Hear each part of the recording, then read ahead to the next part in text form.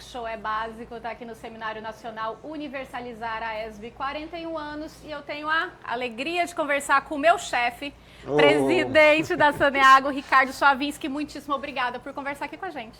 Imagina, um prazer, Marina. Ainda mais você que trabalha no dia a dia lá. Time Saneago. 7 anos já, né, que eu estou lá com vocês. Então é um prazer muito grande aqui, né, mais uma vez no Universalizar aqui da ESB. Muito bacana. E tá muito bom o evento esse ano, gente. Tá muito interessante, muitos temas extremamente oportunos, né? Estamos aí. Não estou podendo ficar todo dia, o tempo todo, mas estou aqui hoje. Presidente, vamos conversar agora sobre um assunto muito recente, né? O Trata Brasil lançou um estudo de perdas de água na distribuição e a Saneago, ela despontou, né? Goiás e Goiânia foram o estado e a capital com o menor índice de perdas de água na distribuição. O que a Saneago fez e o que a Saneago está fazendo para diminuir as perdas de água na distribuição? Bem, esse é um tema importantíssimo, né? Quando se fala em segurança hídrica, quando se pede para a população usar de maneira consciente a água, né? Vem aqueles que também utilizam recursos hídricos para outros fins, né? Então é sempre usar com racionalidade. E aí vem o compromisso da própria empresa, né? Ou seja, no caso lá em Goiás da Saneago, de perder o mínimo possível, né? De ser o mais eficiente possível. E é nesse sentido que nós buscamos a Saneago já há muito tempo. Já tem uma marca, eu brinco que é uma marca registrada de ter a menor perda de água do país na distribuição. E dado os problemas, né, dos mananciais, estiagens longas, essas questões de mudanças climáticas, tem anos secas muito prolongadas. Se não fosse a diminuição da perda, poderíamos ter problemas graves, né? Então isso entrou como uma diretriz muito forte de diminuirmos mais ainda a perda de água na distribuição. E aí um conjunto de investimentos, né? Investimentos, lógico, na capacitação de todas as nossas equipes, né? A Saneago, para quem não conhece, opera em 223 municípios do estado, lá tem 246. E aí, capacitando as equipes, isso entrar muito forte no nosso planejamento estratégico e operacional de cada ano e a longo prazo também, como uma meta com indicadores muito precisos que todas as equipes têm que buscar.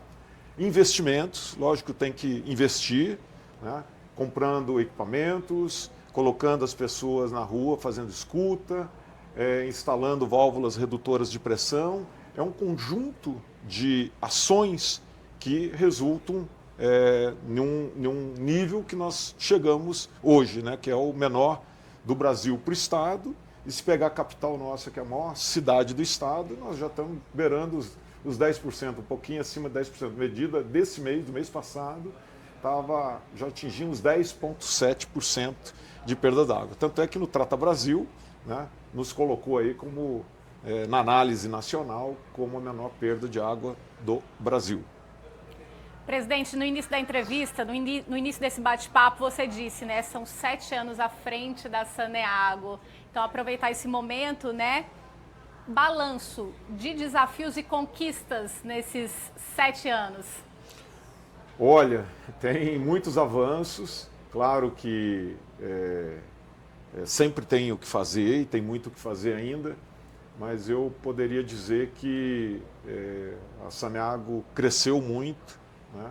É uma empresa que tem profissionais altamente qualificados, né? Uma empresa de mais de 50 anos de existência, mas precisava dar uma remodelada ou atualizada em muitas coisas na empresa. Eu diria assim, primeiro de tudo, instalar uma governança mais robusta. Isso fizemos desde o primeiro dia, desde o primeiro mês, criando uma área de governança muito robusta. Ela foi se especializando ao longo do tempo. Para isso, claro que tivemos que fazer mudanças em vários procedimentos, em várias políticas, em várias normativas internas, muita capacitação E isso nós tivemos que contar, não só para isso, mas contar com muita força do nosso governador. Nosso governador Ronaldo Caiado, isso aconteceu, não foi só na Saneago, foi também nos órgãos do governo do estado, em todas as secretarias, em todas as áreas do governo. Isso foi uma linha de atuação muito forte do governo e lá na Saneago nós implantamos com muita força. Isso, lógico, que trouxe uma outra forma de fazer, investir muito em capacitação de maneira geral, né, para todas as áreas da companhia e para um processo de planejamento, de organização cada vez maior e um fortalecimento com toda essa melhoria, um fortalecimento econômico, financeiro muito grande que a companhia teve também. Hoje é uma companhia capaz de fazer todos os investimentos que nós temos. Né? Registro aqui que a grande maioria, assim, mais de 90% do que fazemos lá são com recursos próprios da Saneago. Não deixamos de pagar nada, não atrasamos nada, não deixamos de contratar nada por falta de recursos, graças à evolução econômica e financeira que a Saneago teve nesse período. Não tivemos maximização, ou seja, aumento de tarifa em nenhum ano desse, a não ser reajustes ao longo do tempo. Inclusive, na época da pandemia, nem os reajustes tivemos, só reajustes com base na inflação. Então, basicamente com a mesma tarifa, conseguimos, com eficiência, com dedicação, com apoio de toda a equipe interna, dos nossos órgãos de governança também, conselho de administração, a diretoria, conselho e do governo do estado, conseguimos diminuir muito os custos, maximizar os investimentos, assim expandimos nossos negócios, levamos para muito mais pessoas. Só na parte de esgoto foi aí quase 1,5 milhão de pessoas que passaram a ter o serviço de coleta e esgotamento sanitário no estado, e de água, que está praticamente universalizado, mas buscando ainda onde tinha problema e acompanhando o crescimento das cidades, foram mais de 500 mil pessoas que passaram a ter também o atendimento nosso com água. Os investimentos continuam, tem muita coisa em contratação, muita coisa a contratar, mas os resultados são bastante bons. E mais uma coisa, mesmo com estiagens prolongadas, período de pandemia que foi crítico, é um serviço essencial, que inclusive era essencial mais ainda na época da pandemia, né, para salvar vidas. Né? As nossas equipes não pararam em momento nenhum, e mesmo nas estiagens prolongadas, como foi o ano passado, nós não deixamos nenhuma cidade sem água, tá? Sempre cuidando muito bem. Né? E tem outros desafios como aí para frente, que eu acho que tem um pouco mais de perguntas, aí eu posso entrar também.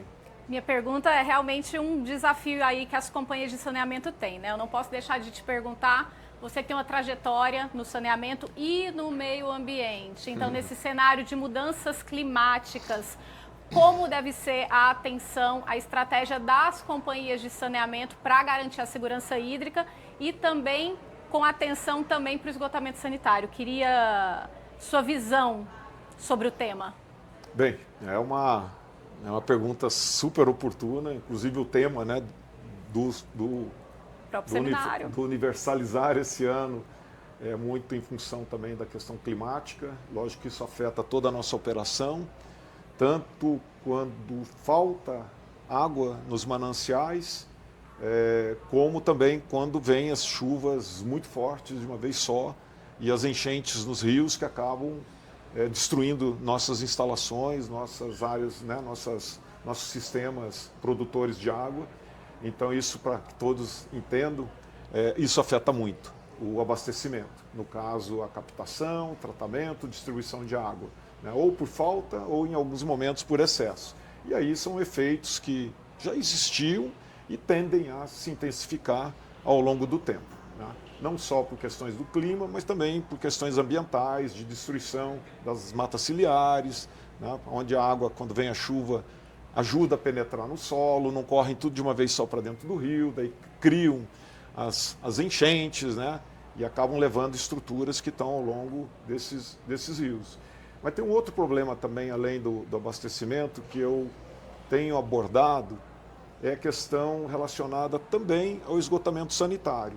Para que todos entendam, né, o esgotamento nós temos que fazer toda a rede de coleta, né, e levar até uma estação de tratamento, ou mais de uma, dependendo da cidade, dependendo da concepção do sistema de saneamento que for, que depende de cada cidade, do relevo, enfim, e onde estão os cursos d'água para poder fazer o lançamento dos efluentes. E qual é o risco disso?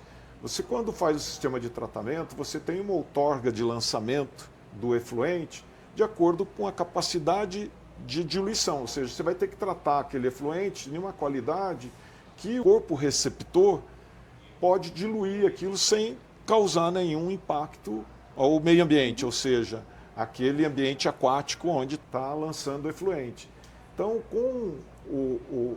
dependendo da vazão dos rios e a intensidade da estiagem, por exemplo, a cada ano, pode os rios baixarem a vazão demais e aquele efluente que você tinha autorização, licenciamento, outorgas para lançar com uma determinada qualidade, você tem que tratar mais ainda, né?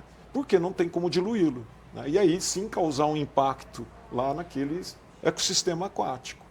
E aí os custos para tratamento desses efluentes, ou seja, do esgotamento sanitário, nós vamos ter que passar a tratar praticamente de todos os lugares, né, onde não tem uma segurança na diluição daquele efluente, tratar com tratamentos muito mais aprimorados, mais avançados, ou seja, um tratamento secundário, terciário, desinfecção, enfim. E aí os custos aumentam também, né? E o tempo, lógico, para instalar tudo isso. Então é uma questão assim, não é nem uma emergência, mas é uma questão que as companhias de água, de saneamento, enfim, de maneira geral, eu tenho falado isso bastante, tem que se atentarem a isso, né, para ter uma relação muito bem avaliada pelos órgãos ambientais, órgãos que têm a gestão dos recursos hídricos, para que dimensionem bem os equipamentos que vão dar conta de tratar o esgotamento que está sendo instalado em todas essas cidades,